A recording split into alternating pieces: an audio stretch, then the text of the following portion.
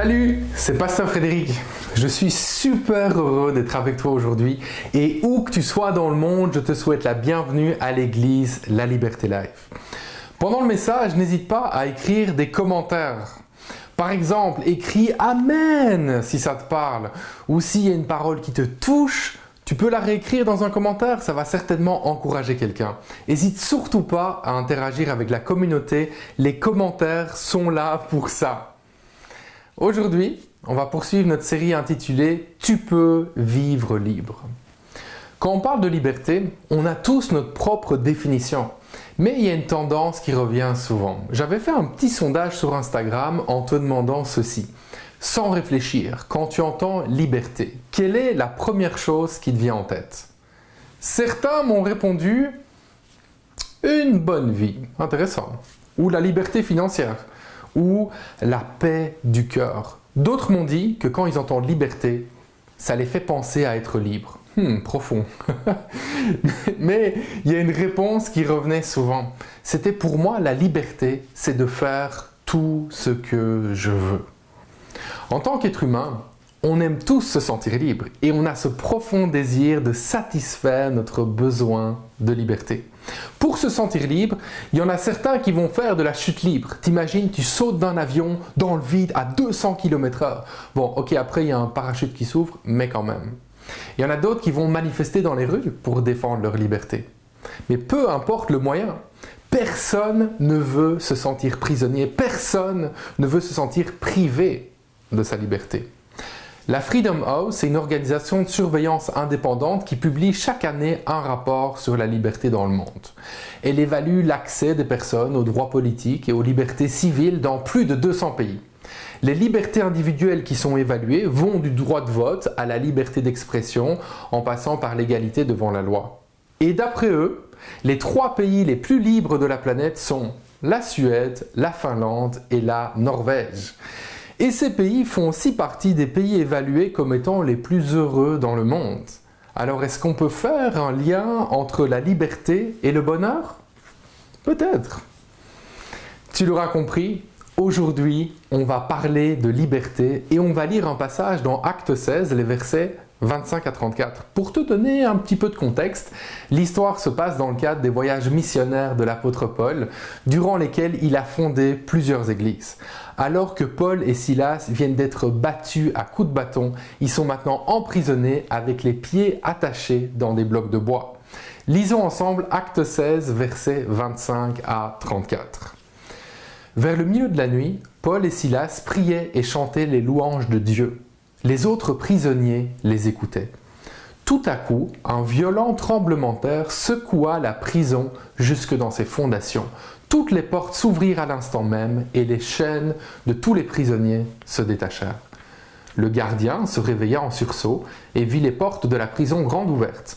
Alors il tira son épée et allait se tuer car il croyait que ses prisonniers s'étaient enfouis. Mais Paul lui cria de toutes ses forces « Arrête! Ne te fais pas de mal! Nous sommes tous là !» Le gardien demanda des torches, se précipita dans le cachot et tremblant de peur se jeta aux pieds de Paul et de Silas. Puis il les fit sortir et leur demanda « Messieurs, que dois-je faire pour être sauvé ?» « Crois au Seigneur Jésus, lui répondirent-ils, et tu seras sauvé. Il en est de même pour toi et pour les tiens. » Et ils lui annoncèrent la parole de Dieu à lui et à tous ceux qui vivaient dans sa maison. À l'heure même, en pleine nuit, le gardien les prit avec lui et lava leurs blessures. Il fut baptisé aussitôt après, lui et tous les siens. Puis il fit monter Paul et Silas dans sa maison, leur offrit un repas et se réjouit avec toute sa famille d'avoir cru en Dieu. Waouh! On veut tous être libres.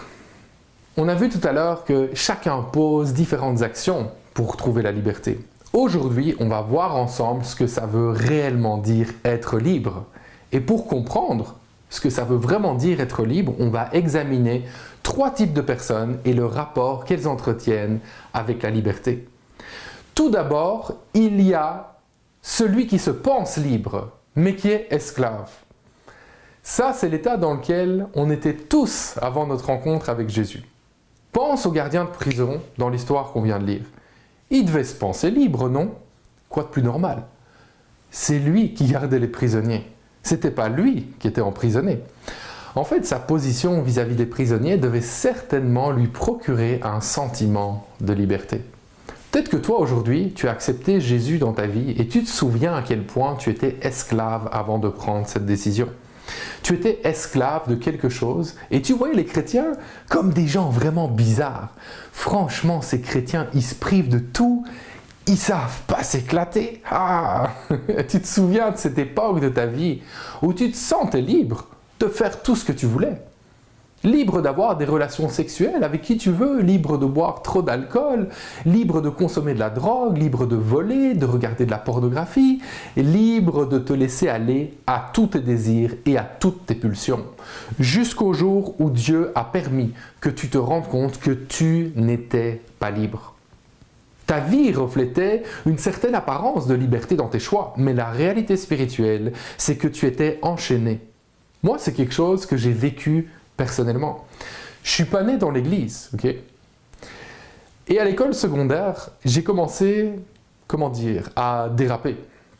Et l'apogée du n'importe quoi, c'était durant mes études de droit. Je sortais toutes les nuits, 7 jours sur 7. J'avais un programme très très chargé pendant la nuit. Et je peux t'assurer que c'était pas pour évangéliser, si tu vois ce que je veux dire. Je buvais beaucoup, je buvais de tout. Il y a un moment même quand j'avais soif, au lieu de boire de l'eau, je buvais de la bière. Je trouvais ça normal. Je fumais beaucoup, je fumais de tout. Et j'encourageais vraiment beaucoup les autres. Mais je les encourageais à faire n'importe quoi. J'avais beaucoup de leadership, oui, mais pour entraîner les autres à faire tout ce qu'il ne faut pas faire. Puis Nadine, qui est devenue ma femme, m'a parlé de Jésus. Un certain temps est passé. Des années sont passées. Et un jour, j'ai accepté Jésus dans ma vie. Et il m'a révélé à quel point j'étais captif, alors que moi, en fait, je me sentais libre. Et c'est comme si, en un instant, j'avais pris conscience de tout le poids de mon péché et que Jésus était Dieu et bien réel. J'ai ressenti sa présence, une présence remplie d'amour tellement puissante qui a complètement et instantanément absorbé le poids de mon péché. Jésus-Christ m'a rendu libre. J'étais perdu et j'ai été retrouvé par un Dieu qui m'a gracié, lavé et donné une vie nouvelle. Écris Amen en commentaire si toi aussi Jésus t'a donné une nouvelle vie. Ce jour où j'ai compris que j'étais pas spirituellement libre, mais c'est aussi arrivé dans la vie du gardien de prison. On va relire dans Actes 16, versets 27 à 32. Le gardien se réveilla en sursaut et vit les portes de la prison grandes ouvertes. Alors il tira son épée et allait se tuer, car il croyait que ses prisonniers s'étaient enfouis. Mais Paul lui cria de toutes ses forces, « Arrête, ne te fais pas de mal, nous sommes tous là. » Le gardien demanda des torches, se précipita dans le cachot et, tremblant de peur, se jeta aux pieds de Paul et de Silas. Puis il les fit sortir et leur demanda, « Messieurs, que dois-je faire pour être sauvé ?» « Crois au Seigneur Jésus, lui répondirent-ils, et tu seras sauvé. Il en est même pour toi et pour les tiens. » Et ils lui annoncèrent la parole de Dieu à lui et à tous ceux qui vivaient dans sa maison. Peut-être que toi, tu entends ça et tu réalises que tu n'es pas libre. Tu comprends maintenant que tu te penses libre, mais que la réalité, c'est que tu es esclave de toutes sortes de choses qui te détruisent. Peut-être que c'est l'alcool, la drogue, la pornographie ou ta vie sexuelle. Peut-être que c'est la haine que tu éprouves pour quelqu'un. Peut-être que c'est la jalousie que tu ressens pour quelqu'un. Peut-être que c'est même autre chose. Et la bonne nouvelle, c'est que peu importe ce qui t'enchaîne et te retient esclave, aujourd'hui même, Jésus-Christ peut te sortir de l'esclavage. Oui, tu peux comme moi expérimenter la vraie liberté. La liberté que Jésus veut te donner, ce n'est pas une liberté de surface, mais c'est une liberté profonde. Aujourd'hui, Jésus veut te libérer des addictions avec lesquelles tu luttes. Mais aussi, il veut te libérer des oppressions que tu subis, des paroles destructrices qui ont été prononcées sur ta vie, de la comparaison et de la jalousie qui te ronge. Si toi, tu veux connaître cette liberté, je vais te dire comment faire et prier pour toi à la fin du message.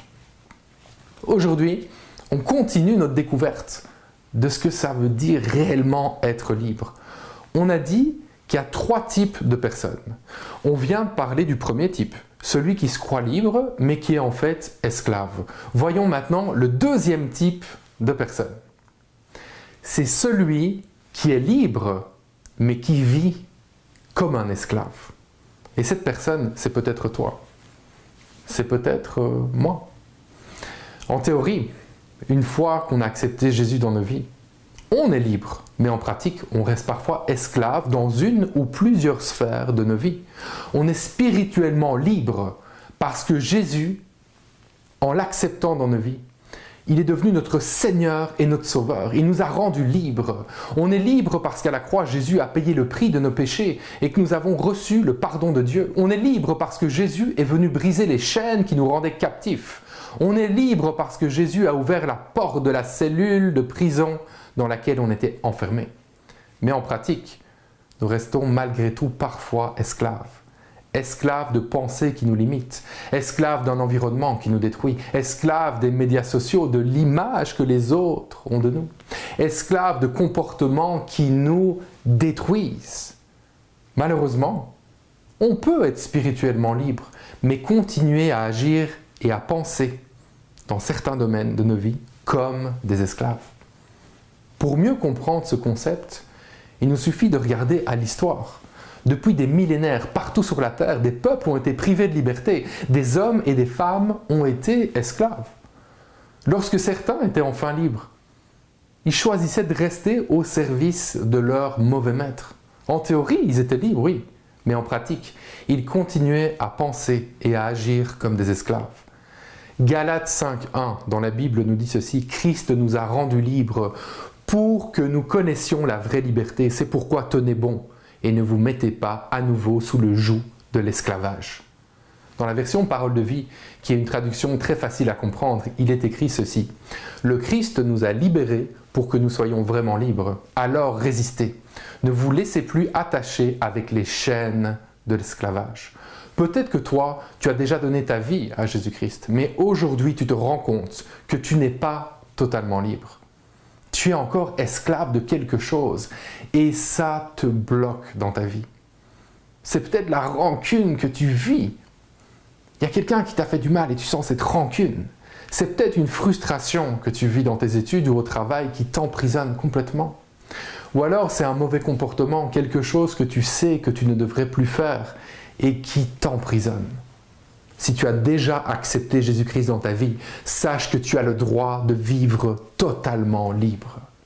Si tu te reconnais dans ce que je viens de dire et que tu veux vivre totalement libre, je vais prier pour toi à la fin du message. On va terminer notre découverte de ce que veut dire réellement être libre. On a dit qu'il y a 3 types de personnes. Premier type, celui qui se croit libre, mais qui est en fait esclave. Deuxième type, celui qui est libre, mais qui vit comme un esclave. Le troisième type, c'est celui qui a été libéré par Jésus-Christ et qui décide librement d'être son esclave. Et c'est paradoxal. On a tous ce besoin d'être libre et pourtant on est incapable de ne pas nous attacher à quelque chose ou à quelqu'un. Il y a un vide qu'on ne peut juste pas combler. Le philosophe français Blaise Pascal a dit cette fameuse phrase que tu as probablement déjà entendue. Il y a un vide en forme de Dieu dans le cœur de chaque homme qui ne peut être rempli par aucune chose qui a été créée, mais seulement par Dieu le Créateur qui s'est fait connaître aux hommes par Jésus. La bonne nouvelle est qu'en décidant d'accepter Jésus-Christ dans nos vies, on peut tous être libres. Ensuite, on peut librement choisir de mettre cette liberté au service non pas d'un mauvais maître, mais d'un bon maître. Et il y a dans la Bible un verset qui résume très bien cette pensée. Romains 6, verset 18. « Et à présent, affranchis du péché, vous êtes devenus esclaves de la justice. » Oui, ça peut paraître fou, même choquant à entendre, mais la liberté ultime, c'est celle qu'on connaît en étant esclave de Jésus-Christ.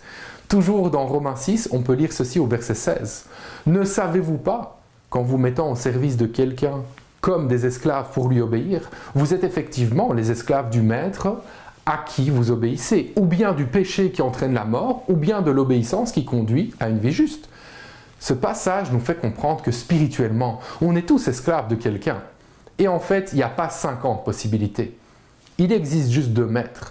Soit on est l'esclave de Satan, qui nous rend captifs du péché, qui nous accompagne tout droit vers la mort éternelle et qui nous encourage à mener une vie qui déplaît à Dieu. soit on est l'esclave de Jésus-Christ qui nous libère du péché, qui nous donne accès à la vie éternelle et qui nous aide à mener une vie qui plaît à Dieu. J'aime cette illustration que l'apôtre Paul utilise dans la Bible pour s'assurer qu'on comprenne bien cette notion d'être esclave de Satan ou de Jésus-Christ. Voici ce qu'on peut lire dans Romains 6 au verset 19.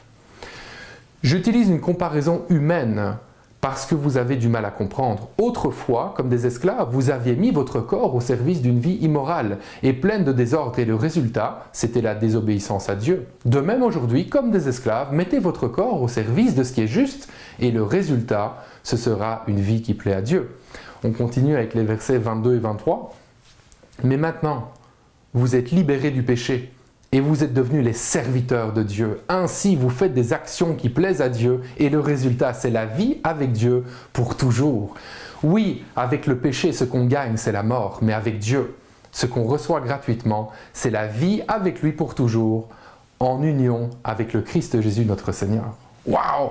La liberté qu'on vit quand on décide de devenir esclave de Jésus-Christ, ce n'est plus une liberté temporaire ou partielle, c'est une liberté absolue que rien ne peut retenir. C'est une liberté qu'on peut recevoir et vivre à partir d'aujourd'hui et pour l'éternité. Dieu veut nous donner la liberté pour qu'on soit vraiment libérés des comportements qui nous détruisent et qui nous emprisonnent.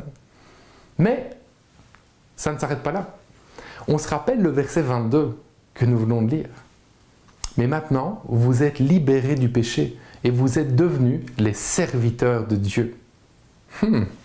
Dieu nous donne la liberté pour qu'on puisse se servir en annonçant à d'autres que c'est possible de vivre libre. Et j'en suis la preuve vivante. Moi qui étais prisonnier et esclave du péché, j'ai été libéré par Jésus-Christ. Et aujourd'hui, j'ai la joie d'être à son service pour t'annoncer que toi aussi, tu peux vivre libre et mettre ta liberté au service de Dieu. Aujourd'hui, je veux prier pour toi. Si toi, tu n'avais pas encore accepté Jésus-Christ dans ta vie, peut-être que c'était le Dieu de tes parents ou de tes amis, mais tu n'avais jamais pris vraiment la décision personnelle de l'accepter dans ta vie. Si tu veux prendre cette décision aujourd'hui, tu peux écrire le chiffre 1 dans un commentaire. Si tu veux prendre la décision d'accepter Jésus-Christ dans ta vie et recevoir le pardon de tes péchés et la vie éternelle, écris maintenant 1 dans un commentaire. Et là où tu es, fais cette prière avec moi. Seigneur Jésus-Christ, tu peux le répéter. Je te demande pardon pour toutes mes fautes. Je décide de me détourner de mes péchés. Je reçois maintenant le pardon de tous mes péchés et la vie éternelle. Je te donne ma vie, Jésus. Merci, parce qu'à partir d'aujourd'hui, ma vie est à toi. Et je vais te servir et entrer dans tous les plans parfaits que tu as pour ma vie. J'ai prié dans le nom de Jésus-Christ. Amen. Aujourd'hui, je veux aussi prier pour toi si tu es déjà chrétien, tu es déjà chrétienne, mais tu t'es rendu compte aujourd'hui qu'il y a des sphères dans ta vie où tu vis toujours enchaîné. Si tu te reconnais, écris 2 dans un commentaire. Tu te sens esclave peut-être de pensées qui te limitent, esclave d'un environnement qui te détruit, esclave des médias sociaux, de l'image que les autres ont de toi, esclave de comportements qui te détruisent. Si tu te reconnais, écris 2 maintenant dans un commentaire et je vais prier pour toi. Seigneur Jésus, je prie que en ce moment même, tu viennes briser toutes ces fausses pensées. Je prie, Seigneur, que tu viennes briser totalement, Seigneur, tous ces mensonges qui ne coïncident pas avec la réalité de l'identité d'enfant de Dieu. Je prie, Seigneur, qu'ils puissent réellement vivre libres et plus comme des esclaves et que chaque personne qui prenne cette décision puisse l'expérimenter dans sa vie dans le nom de Jésus-Christ. Amen. Si toi, tu es déjà chrétien, mais tu veux te mettre vraiment maintenant au service de Dieu, tu dis, moi, je veux servir Dieu de tout mon cœur. Écris 3 dans un commentaire. Toi, tu veux devenir un instrument de justice qui amène la liberté à d'autres. Tu veux servir Dieu de tout ton cœur. Écris maintenant 3 dans un commentaire. Je vais prier pour toi. Seigneur Jésus, tu vois toutes ces personnes qui prennent cette décision de te servir de tout leur cœur. Et je prie, Seigneur, que tu viennes leur donner cette conviction que oui, tu es là. Tu es avec eux. Par ton Saint-Esprit, tu vis en eux. Et tu leur donnes la force, la capacité de se lever à partir d'aujourd'hui pour te servir. Je déclare que rien dans ta vie ne pourra t'arrêter de servir Dieu de tout ton cœur. Je déclare qu'à partir d'aujourd'hui, tu te lèves pour servir l'Éternel et que la décision que tu as prise aujourd'hui ne sera pas remise en question. Que tu vas, peu importe les difficultés, non seulement te lever, servir et persévérer dans le service et que le fruit de ton service va être glorieux. Je déclare qu'alors que tu te lèves pour servir Dieu, des âmes vont être réconciliées avec Dieu, que les personnes vont être réconciliées avec Dieu, que Dieu va t'utiliser afin que sa liberté soit communiquée au travers de toi, que ta bouche, tes mains, tes actions, Dieu va les utiliser pour que des personnes soient réconciliées avec lui pour l'éternité. Et je déclare toutes ces choses dans le beau et précieux nom de Jésus-Christ de Nazareth. Amen.